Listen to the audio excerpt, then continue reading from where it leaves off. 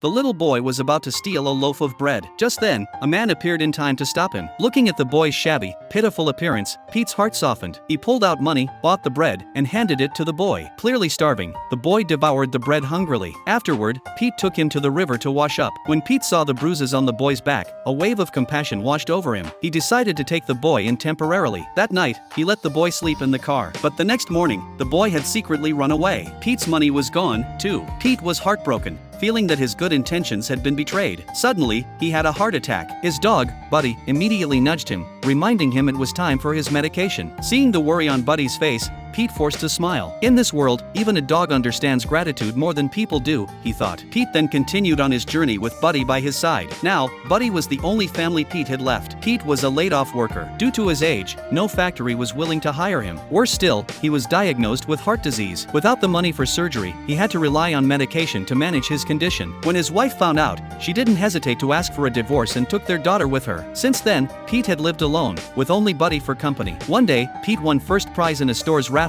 a family spa trip. But this prize was useless to Pete now. Looking at Buddy beside him, he made a quiet decision. He would take Buddy with him and complete his final journey in life. So, Pete packed up all the valuables from home and set off. But on the very first day, a young boy tricked him and took all of Pete's money. With no other choice, Pete went to a recycling station, hoping to exchange some items for money. But the owner refused to take the worthless things Pete had brought. Disappointed, Pete returned to the car, only to find Buddy staring at him with a pained expression. Alarmed, Pete rushed Buddy to the hospital. After treatment, Buddy was no longer in danger. Pete's anxious heart began to calm, but the doctor handed him a huge bill. In desperation, Pete turned to the recycling station owner again, pleading for help. The owner, moved by Pete's despair, finally agreed to take his items. After paying for Buddy's treatment, the remaining money was just enough to cover their living expenses. After bidding the owner goodbye, Pete and Buddy continued their journey. Winter soon arrived, and by then, Pete had spent all his savings. Hunger and cold only worsened his heart condition. Understanding and loyal, Buddy would go to the nearby town every day to search for food. He rummaged through the trash bins and finally found some leftover food. But instead of eating it himself, Buddy brought it back to Pete. Seeing his selfless dog,